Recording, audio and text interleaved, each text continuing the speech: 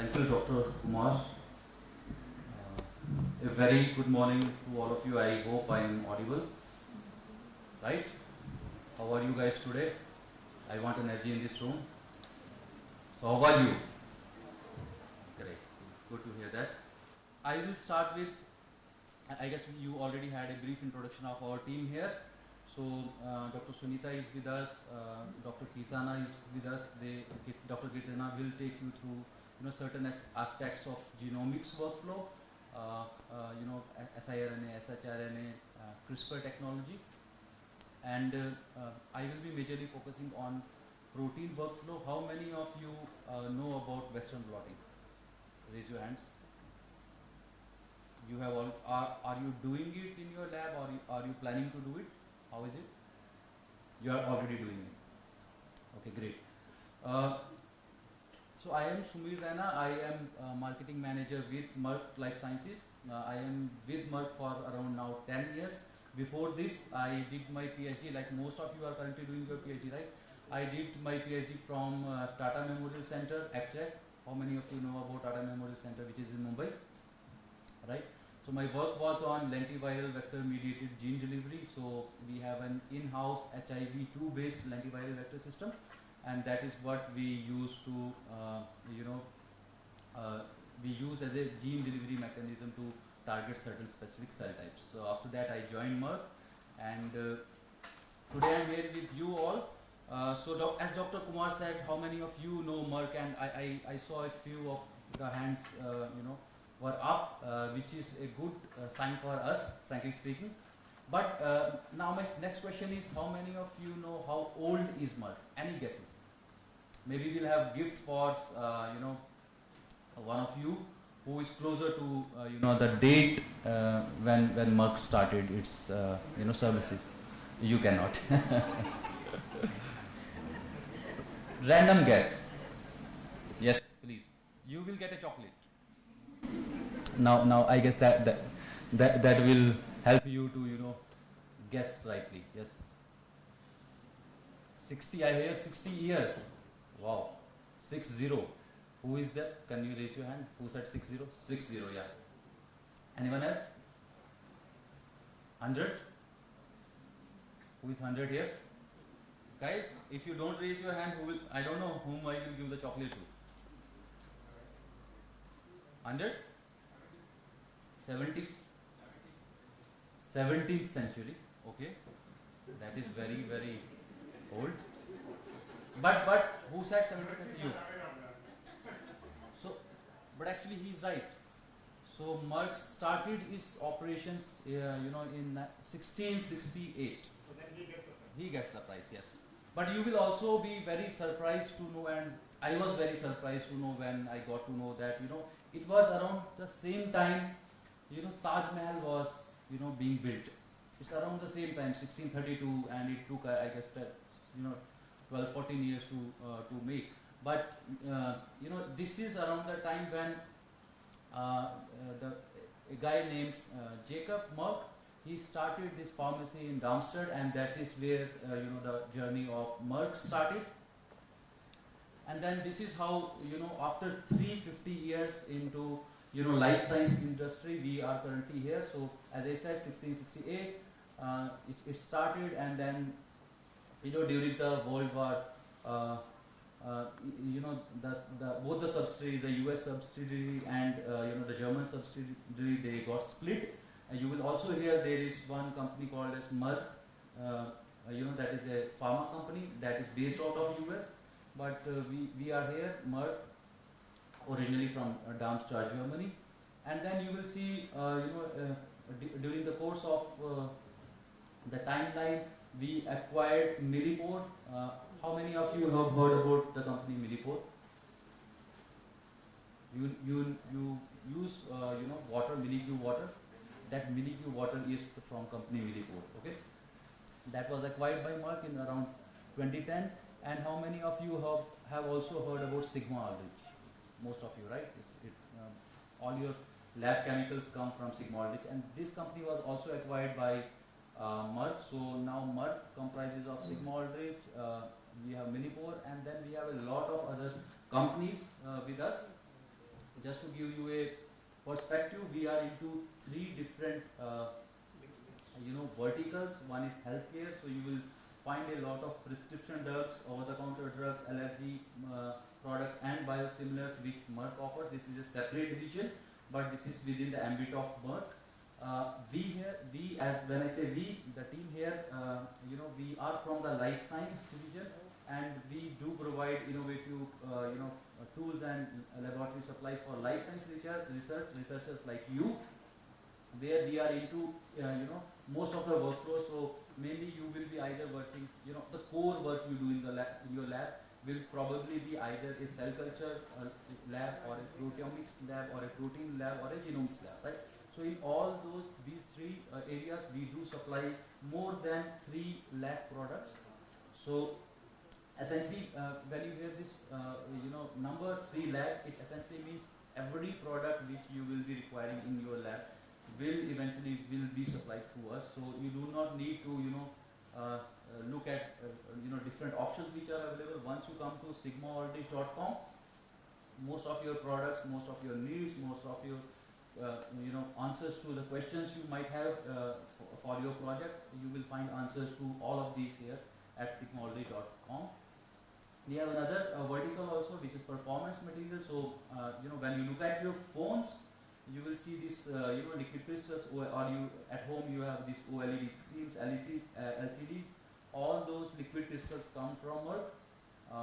Pigments you see in your cars, in your paints. Girls, if you are using lipsticks or cosmetics, all those pigments come from this vertical for Merck, which is performance materials. And then we have specialty chemicals for semiconductor industries, and functional materials for solar panels. I would request you, if you guys are on LinkedIn, just visit the Merck Life Science page.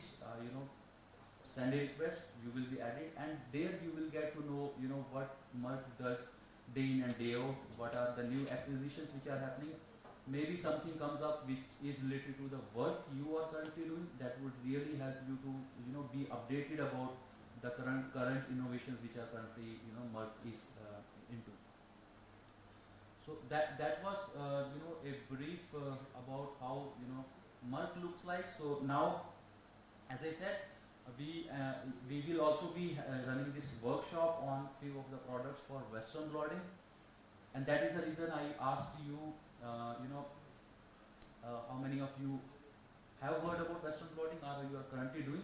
So any one of you quickly in one line can tell me what is Western blotting, what it is used for. I will remove this slide because the answer is there. You are smart people, you are looking at the slides. So yeah, any one of you. Another chocolate is coming your way if someone answers this slide. Your good name? Prajwal. So Sunita, we have to give a bunch of chocolate to Mr. Prajwal here. Once we finish it. Okay. So yes, to my second question. In one line, can someone tell me what is Western blotting? What application it is used for? Again, very smart. All of you are speaking, so that all of you get chocolates. Okay. We have to choose one. So, and please raise your hand and then speak. Raise your hand. Yes. Right.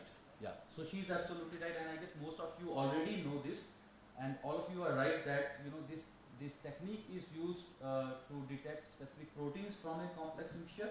When I say complex mixture, in this institute mostly you are working with plant-related materials. So your starting material is plant, right?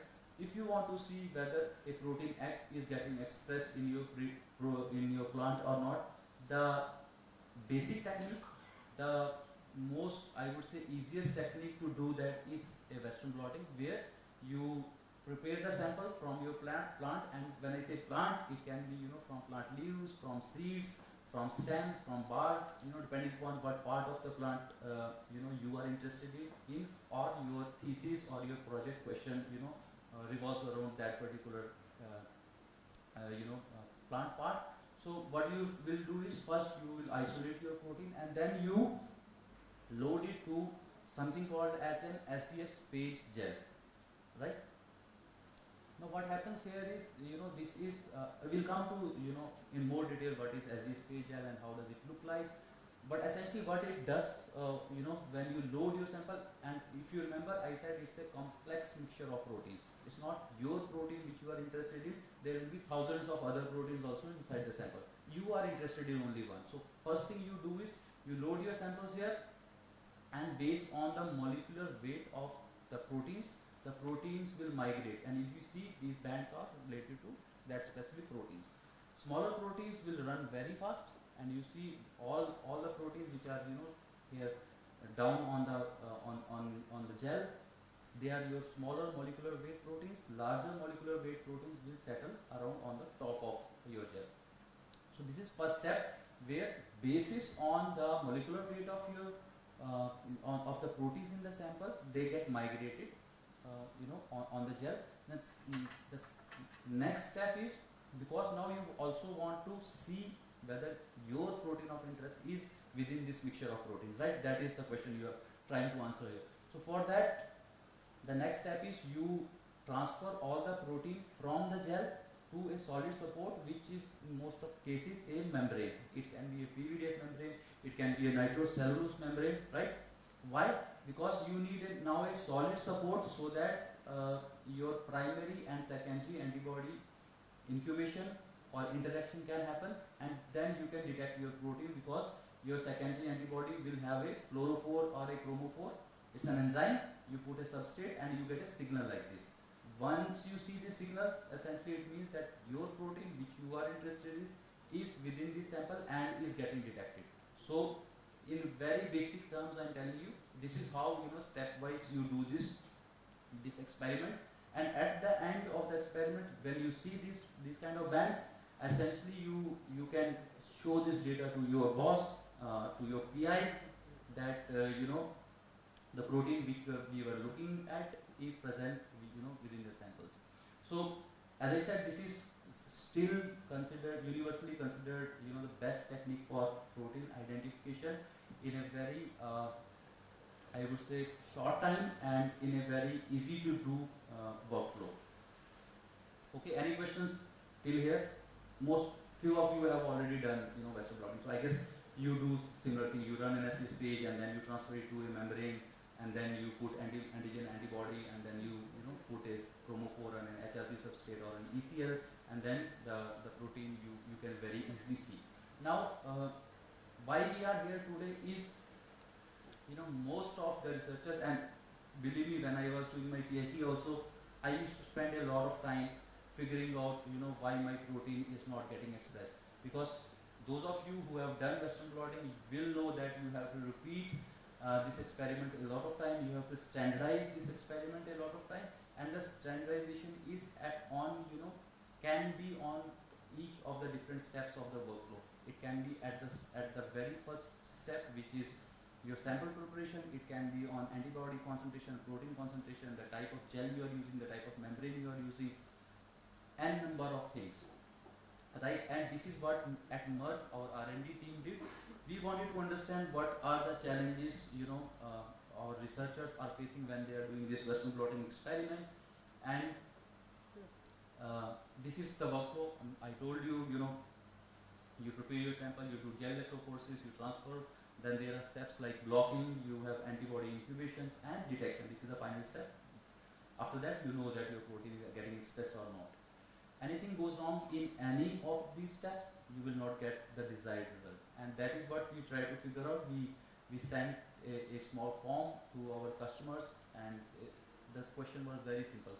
What are the first, write down top 3 challenges which you face when you are doing Western blotting. And these are some of the responses which we got. I am sure some of these will also resonate with you, because probably you would face the similar kind of challenge when you are doing Western blotting. So a lot of people were saying that we are getting smeared or distorted band. When I do this experiment, what I expect that I get very clear sharp bands like this, okay? But when we ask the researchers what is the issue, what is the one major issue, smeared band, distorted band was one major challenge, which is very closely is related to the uneven blot. a lot of people said protein smeared across. You got protein degradation, and instead of one fixed band, you got a ladder. This is very common problem you will face when you are doing a Western blotting problem experiment. You have broken gels, you have non-specific binding, you have poor transfer. I was really surprised, around 25 to 30% people were saying that there were no signals. They were getting a very clean, X-ray film, or their blot was clean, nothing was there. Poor detection of small proteins, and you see these are few of the things I have listed here. Majorly where people put their answers to, but believe me, there are other things which probably if someone of any one of you faces something which is apart from what you see on your slide, we would be really happy to know that also. And that is where Mud thought that can we do something in this workflow to make the life of our researchers easier. Also take care of the total time you spend on doing the Western blotting. Usually, if you have to start your Western blotting experiment today, if your cells are ready, I'm talking about from that time onwards, you still need to spend at least one day, 1.5 days to just complete one experiment. That means result for only one protein you can see. Now that's a lot of time to spend on an experiment like this. So the first thing our R&D team thought that can we do something, can we innovate in a way that we reduce the overall time from, say for example, 1.5 days to maybe only half day. Can we do that? So that was a question our R&D team asked. Second is reliability and reproducibility of your experiments. That is, I think that is most critical for you, because you have to publish your papers in reputed journals. You want to repeat your experiment at least thrice, and you should get exact same result. That is like one concern a lot of researchers also have. So these three aspects we looked into, and what I will be showing today and during our workshop also will take you through these products. I will not say these are products, these are innovations that Merck has introduced. So I will quickly go to we spoke about that, but we'll also try to address what are the strategies to optimize your Western blot. This is the key part of the today's workshop. So let us see what the workflow looks like, and the purpose I have put this slide is just to make all of you aware that look at when I say that this is the workflow, this is cell culture, sample preparation, protein gel electrophoresis, membrane transfer, immunodetection. These are 5 steps you have to do once you decide to do a Western blotting experiment. The idea here is to show products which are Merck offers within each of these workflows. So the idea here is to just show you what all innovative products Merck has to offer, and I will be specifically sticking to only those products which either save, number one, time for you, number two, in terms of reproducibility and reliability, we will show you data that if you are using these innovative products, every time you do the experiment you get similar kind of results, and that is what you want. So for electrophoresis, for transfer, for immunodetection, today we will be focusing. See, most of the products you already probably are using, like electrophoresis tanks. You are using transfer units, wet transfer units, power supplies, gel casting systems. You are using probably you are using precast gels. If some of you are making your own gels in the lab using different biochemicals, or some of you might opt for precast gels. These are ready-made gels. You directly use them. And then blocking reagent, detection reagent, membranes we talked about, PVDF membrane, nitrocellulose membrane. All these stuff you are using. So today, I will be focusing on one very innovative product, within our portfolio, and why we have introduced it. Let us first see what is the challenge. And when I say challenge, if, for example, I tell you today to make a gel, because we have to start a Western blotting experiment. CRISPR activator or repressor kind of experiments, we do have those as well. next generation sequencing, this I'm not sure if any of you are doing these, but this is again for your information that we do have NGS oligos as well. Now let's quickly get into siRNA. So in siRNA, this is a duplex. As you see, it's a duplex strand that is represented here. And the different categories, we have custom siRNA, pre-designed, eSiRNA, iScale siRNA. I'll go one by one in each one of it, like how it's different and what benefit it can bring to you. So there we have specifications, which you will see what are the different specs that we provide for siRNA. So our siRNA, it's best in class. It's guaranteed gene silencing that we offer. So we have an algorithm called Rosetta. So we designed these siRNA based on those Rosetta algorithm, and certain siRNAs we've also validated. Validated as in we haven't done the experiment and validated those siRNA. So there have been, like you, many other institutes who have bought our pre-designed siRNAs and they have used in their experiments and it has worked and they have validated for us. So we have two categories. One is non-validated and validated. So if your gene of interest is falling into validated, you are even more sure that you get a 70% knockdown of your particular gene that you are looking at. We have again positive and negative controls. Here we offer for 3 different species, so human, mouse and rat. So when you go on to our configurator for your siRNA screening or ordering, these are the 3 species. So make sure when you once you enter your gene ID, you are mentioning your species, and that's when you will get the hit for different siRNA duplexes. So we also again offer different modifications for siRNAs. Now, if you look into the RNAi, this I'm sure all of you are very familiar. We had this in all our courses, right, in our bachelor's. So you will see here siRNA mediated. So the siRNA is generally transfected and it binds to the RISC complex. So the sense strand is released, whereas the antisense remains there, which activates the RISC. That further binds the target miRNA and that goes for degradation. This is the basic principle that RNAi through siRNA that is done. So for you, it's what are the steps that you actually follow? You will select the gene target, which gene you're actually targeting. That's your step 1. So if you are not sure if we can design it for you, so you can send your gene ID or your sequences, we will send those designs for you. Second step, we also manufacture.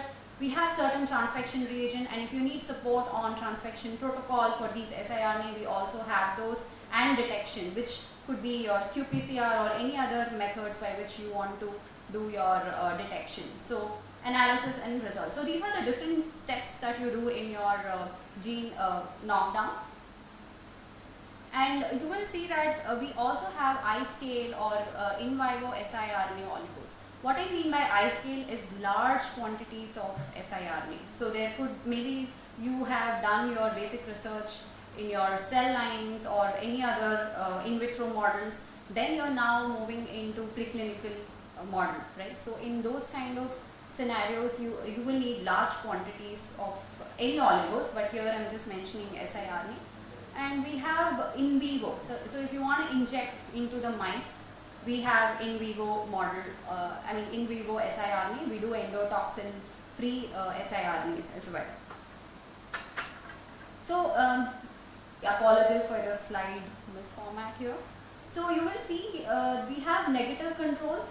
Here we have different modifications for negative controls, sign-in, Cy3, Cy5, 6-FAM, all of that. And here we have shown how these negative controls can be detected based on which modifications you want. And these are the list of negative controls. So without fluorescent and with fluorescent tags, depending on your specific applications, you can go for these negative controls. As well as positive control, we have a list of these genes for your positive control which can be utilized.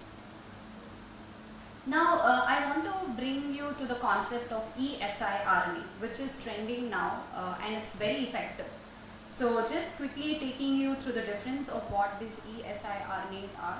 So like this normal siRNA, you have your target mRNA, you have a 21 base pair target region, then you have these siRNA design. So generally you need at least 2 to 3 siRNA duplexes for you to see that kind of knockdown efficiency. Otherwise you might just miss and you would not be able to detect as well. So this is where you have just, it can also have off-target effects, right?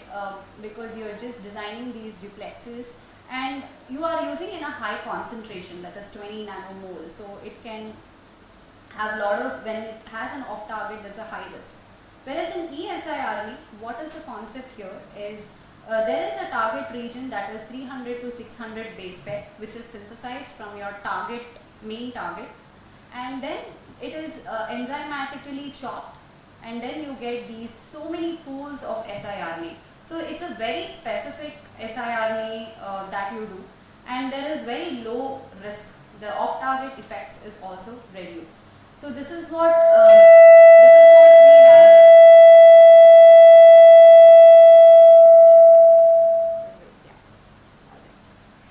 This is what you will see, the difference between siRNA. So there are a lot of scientists recently, they're switching from the siRNA to siRNA. So this is again for your information if that is what works for you. And just to understand the principle, how this is done. So you have your miRNA. So we have our DCOR algorithm that will screen that particular target that you're looking at. So that particular miRNA is then transcribed. You will have in vitro transcription. There is a long double-stranded RNA that is created. Then enzymatically these are digested, and these are your pool of siRNA which can be used in your experiments. So if you look into the difference between just the siRNA and siRNA for the same gene, you will see the effect, the knockdown efficiency is very high even at a small concentration, which is just like 50 nanomole that you saw. So that's the power of siRNAs, and this is again the microarray data comparing siRNA and siRNA. You will see how the knockdown efficiency has happened. So we have different formats again for siRNA. Maybe you're just interested in individual genes, right? So you can just say this is my gene, I'm just looking at this particular gene. So we have those individual siRNA formats again for human and mouse. Maybe you're looking at a range of genes like different libraries. So we have again different formats for ESI library, or there is a custom siRNA that you want to do. You just know your gene and you're not sure of the sequence, so we will go and retrieve those sequence and design it for you. So we have multiple formats of siRNA. This is again for your information in future or in your current applications if this is working out. For this as well we have controls. So you will see both positive and negative controls. We have certain genes that we have listed here and it's been validated for you so that it will ensure your transfection and also you can do your experiment optimization as well. These are two different positive and negative controls that we recommend.